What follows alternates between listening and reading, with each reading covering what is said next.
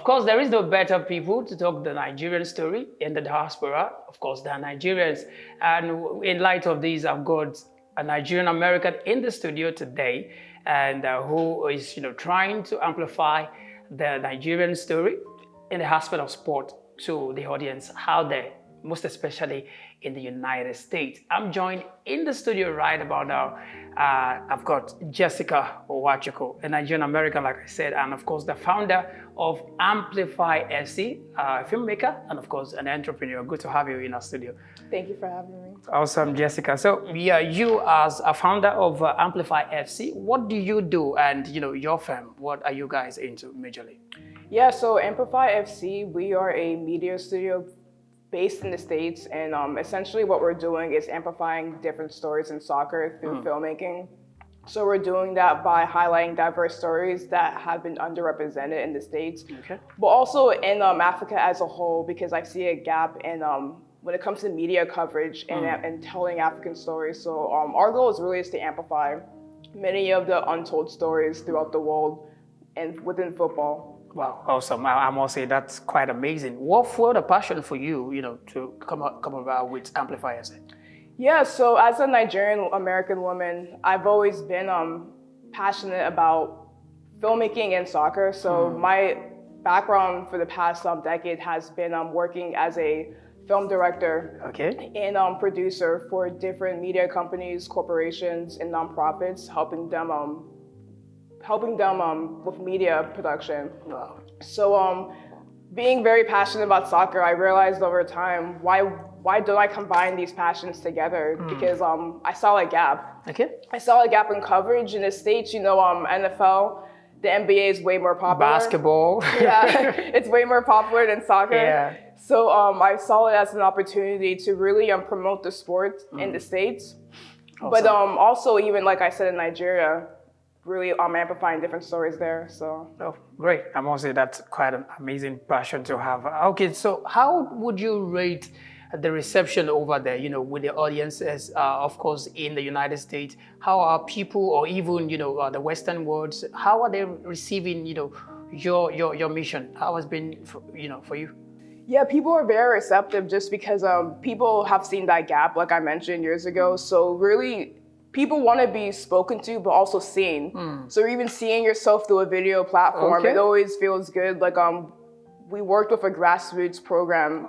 They help kids in underprivileged areas in Philly. We made a couple of videos for them, really highlighting their impact and their experience, and seeing the kids and the director watch it back, they're just like, wow, like people have ignored us for years. So really just telling those stories, and also like for players too who don't get that much coverage, it's always just an impactful opportunity for them. For them, amazing.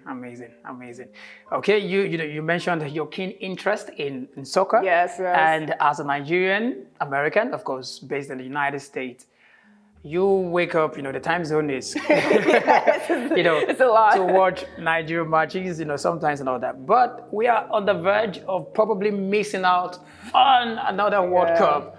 And this time around, it's supposedly happening, of course, in the United States and Canada. This will be a major blow if we miss out on this. What will be your take? So if Nigeria misses out, because this will be back-to-back World Cups, we miss out. And we are the giants of Africa, so it would be a major disappointment because with this World Cup being in the States, this will be one of the biggest World Cups in history, just in general. But when you even consider how big the Nigerian diaspora are in America, many people haven't seen Nigeria play before. Yeah, so it's a great privilege. So even for me, I'm watching the team play for the first time next week. And we hope we win. But other than that, I've never seen them play. So it would be a huge loss for many fans who support the team but haven't gotten the opportunity to watch them play live. Already they are anticipating. And that group, Group C, we should be topping that. It should have been easy. I don't know, sometimes. Okay, could we talk about maybe one of the reasons why we are lagging behind in this? We look at the player selection. 3 coaches have actually, been in the hands of affair just in the rounds of qualifiers, just to ensure that we made it to 2026 FIFA World Cup in the United States. But as it stands, we are third on the log behind Benin Republic and South Africa. Thanks to the point deduction. Yes, thank God. So now we still have a chance. All hopes absolutely. on against Lesotho and Benin Republic. You'll be watching the Benin Republic. That's in Uyo. The Lesotho it's away. Okay, awesome. All right, just to move away from the Super Eagles story, you're a female, and obviously the gender that did us proud in the year 2025, that brought joy to our faces. Yes. Maybe that's when the adage, what a man can do, a woman can do better. Maybe that's what they meant. Yep. The Super Falcons winning Mission Hex. I'm talking about the AFCON, and of course the Tigers also winning their 5th, Afro basketball. What are those moments for you? How do you think those moments are? Yeah, it's definitely a powerful and proud moment, just because you even know the struggle of the women's teams, what they've been through, but for them to still overcome and perform, and even the match against Morocco, they were 2 down. Yeah, that's two amazing. 2 down and came That's back amazing. up to win. It's always just a proud moment to watch the team just win, and we hope the men follow the example. we hope. Oh, that's a dig. All right, hopefully the Super Eagles are hearing us and they will make us proud, just like the women did, just before we buy out of the studio. Now, when you talk about, some aspect of Africa, or let me say Nigeria, so one area we're lacking, of course, it's infrastructure, investment and all that. How do you think our people in the diaspora, people like you, can help to, navigate these gaps? How can they bridge the gap, people coming back home to actually, make one or two impact like Amplify FC is doing right now?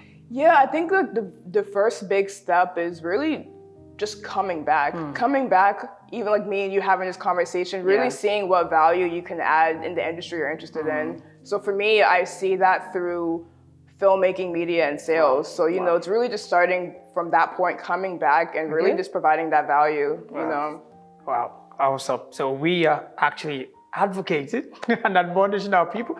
I know majorly people, they are doing fine, so it might be so difficult, like, what am I going to do? And all that. But of course, home is beautiful. Home is so home. Home is home. Yeah, it's no place like home. Okay, lastly, Jessica, before we leave the show, you are going to Uyo, of course. Yes. So Amplify FC, what are you going to be doing?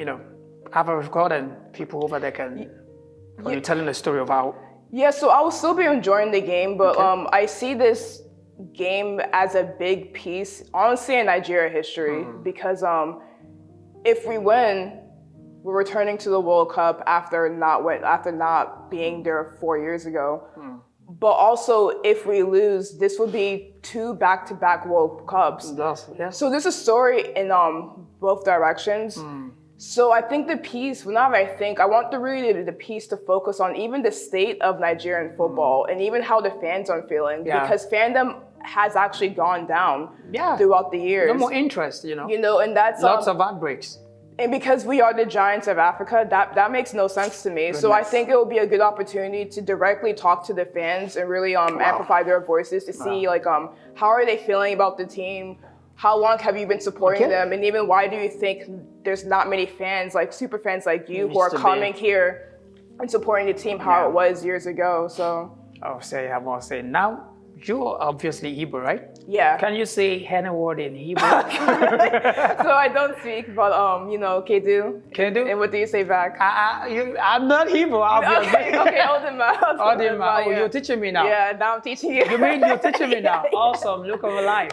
Okay, of course, amazing time has been, right there with Jessica Wachukwu, of course, the founder of Amplify FC, based in the United States. We are, of course, majorly in the United States? Philadelphia. Yeah.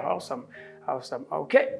That will be the size of our package today. And, we've spoken on what to do better, people in the diaspora, how they can also help to navigate and bridge the gap, in investment and, of course, infrastructure development. Until next time, we'll come your way again. I must say, thank you for watching this episode. Olukayode Olumuyiwa is my name. Until then, bye.